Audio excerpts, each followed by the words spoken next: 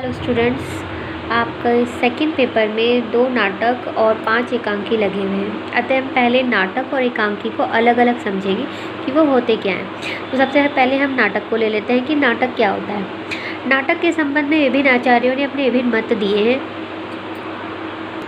सबसे पहले हम भरत मुनि, जो नाट्य शास्त्र के आचार्य हैं, जिनके नाट्य शास्त्र की वजह से ही नाटक का जन्म माना जाता है, उनके विचार समझेंगे।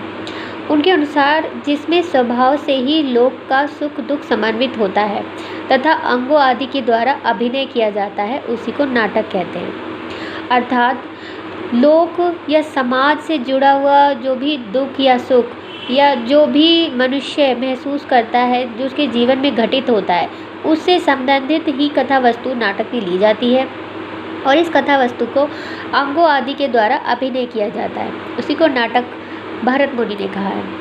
अभिनव गुप्त के अनुसार नाटक वह दृश्य काव्य है जो प्रत्यक्ष कल्पना एवं अध्यवसाय का विषय बन सत्य एवं असत्य से समन्वित विलक्षण रूप धारण करके सर्वसाधारण को आनंदोपलब्धि प्राप्त करता है। अभिनव गुप्त ने भी वही बात कही है जो भरत मुनि ने कही है कि समाज से ही कथा वस्तु को ली जाती है और उसी को ही समाज में ऐसे प्रदर्शित किया जाता है जिससे उन्हें इससे आनंद प्रदान हो। इसी प्रकार अन्य अनेक कवियों ने, लेखकों ने नाटक को परिभाषित किया है। आगे जो रामचंद्र गुणचंद्र हैं, उनके अनुसार कथा वस्तु जो है वो ऐसी होनी चाहिए कि पौराणिक और ऐतिहासिक, या यूँ कहे कि धर्म से संबंधित किसी कथा वस्तु पर, किसी महान चरित्र के ऊपर ही उन्होंने उसे माना है और उसके अंक आय पंचावस्था को समन्वित रूप को ही नाटक कहा है। और भारतीय आचार्य रस निष्पत्ति को उद्देश्य मानते हुए ही नाटक का स्वरूप निर्धारित करते हैं, जबकि पाश्चात्य आचार्यों ने कार्य को महत्व दिया है और संघर्ष, संकलन त्रय, दुखांत, सुखांत आदि लक्षणों को प्रमुखता दी है। यहाँ पे ये समझने वाली बात है कि जो भी भारतीय नाटक हैं और जो पाश्चात्य नाटक हैं, उनमें मुख्य अंतर यही है कि भारतीय नाटकों में दुखांत नाटक नहीं पाए जाते। दुखांत नाटक पाश्चात्य नाटकों की देन है, इसलिए यही तो मुख्य अंतर है भारतीय नाटक और पाश्चात्य नाटक में। लेकिन दोनों ने ही नाटक में हर एक चीज़, या ये कहें कि उद्देश्य को ही माना है कि वो होना चाहिए कि उसमें कुछ ना कुछ ऐसी चीज़ होनी चाहिए जिससे जो समाज है उसका मनोरंजन हो और उसे कुछ उससे सीखने को मिले, और जिसके लिए उन्होंने कुछ आधार निर्धारित किए हैं जिन्हें नाटक के तत्व कहा जाता है। ये भी भारतीय नाटक और पाश्चात्य नाटक में अलग अलग है। संस्कृत नाट्य शास्त्र में नाटक के 3 मूलभूत तत्व माने गए हैं: वस्तु, नेता और रस, और इन्हीं तीनों का विस्तृत निरूपण भी किया गया है। जबकि पाश्चात्य काव्य शास्त्र में नाटक के 6 तत्व माने गए हैं और आजकल इन्हीं 6 तत्वों के आधार पर नाट्य कला के तत्वों के रूप ग्रहण किए जाते हैं, जो हैं कथा वस्तु, पात्र चित्रण, कथोपकथन या संवाद, देश काल या वातावरण, भाषा शैली और उद्देश्य। और वर्तमान में इन्हीं 6 तत्वों को नाटक के आधार तत्व के रूप में मान्यता प्राप्त हुई है और इन्हीं 6 तत्वों के आधार पर किसी भी नाटक की समीक्षा की जाती है कि वो किस स्तर का है। तो सबसे पहले इसमें से ले लेते हैं कथा वस्तु। कथा वस्तु नाटक की मूल कथा होती है, जिसे वस्तु, कथानक या कथा वस्तु आदि नामों से पुकारा जाता है। ये 2 प्रकार की होती है, आधिकारिक और प्रासंगिक।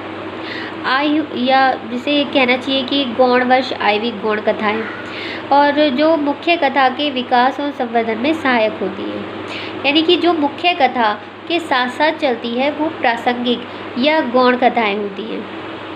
आधार के भेद से कथा वस्तु के 3 प्रकार होते हैं।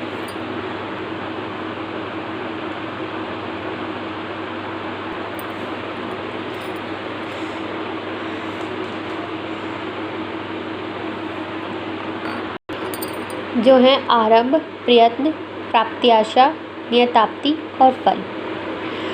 भारतीय और पाश्चात्य नाटकों में संघर्ष को महत्व दिया गया है। मैं कहूँ कि संघर्ष का ही मुख्य अंतर है।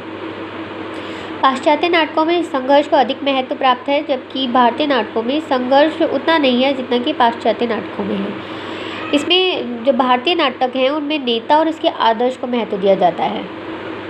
दूसरा है पात्र और चरित्र चित्रण। संपूर्ण नाटक पात्र और उसकी गतिविधियों पर आधारित होता है। पात्र ही कथानक को आगे बढ़ाता हुआ अंत की ओर ले जाता है और वही कथा को आगे भी बढ़ाता है। पाश्चात्य नाट्य कला में भारतीय नाट्य कला की भांति नायक का कोई सुनिश्चित रूप नहीं है, वह साधारण और असाधारण किसी भी स्थिति का हो सकता है। आधुनिक नाटकों में पात्रों का चरित्र चित्रण आदर्श से हटाकर यथार्थवादी पद्धति पे किया जा रहा है। पात्रों को व्यक्ति पात्र तथा प्रतिनिधि पात्र, इन दो भेदों में विभक्त किया जा सकता है। नाटक के नायक भी कई प्रकार के होते हैं, जैसे धीरोदात्त, धीर ललित, धीर प्रशांत और धीरोदात्त, यानी कि नाटक के नायक के 4 प्रकार हैं। और नाटकों में भी चरित्र चित्रण उपन्यास की भांति होता है। अगला है कथोपकथन। नाटक संवादों के माध्यम से ही लिखा जाता है और पात्र का चरित्र चित्रण, कथा का विकास, रोचकता और वातावरण सृजन सभी संवादों से ही निर्भर होते हैं। संवाद अन्य विधाओं की अपेक्षा नाटक का प्राण तत्व अधिक माना जाता है, क्योंकि इसे अभिनय के माध्यम से दर्शाया जाता है, इसलिए संवाद बहुत इम्पॉर्टेंट होते हैं। और नाटक में संवादों की भाषा सरल, सरस और प्रभावपूर्ण होनी चाहिए, तभी वो नाटक सफल माना जाता है। नेक्स्ट है देश काल वातावरण या संकलन त्रय।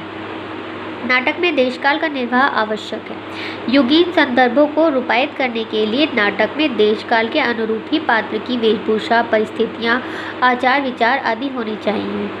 अर्थात आप जिस काल का नाटक दर्शा रहे हैं उसी काल की वेशभूषा और आसपास का वातावरण दिखाया जाना चाहिए, तभी वो नाटक सफल माना जाएगा। इसके अतिरिक्त ग्रीक आचार्य थे, उन्होंने देश तथा काल की समस्या पर विचार कर संकलन त्रय का विधान किया है। संकलन त्रय के अंतर्गत स्थल, कार्य और काल की एकता पर विशेष ध्यान जाता है।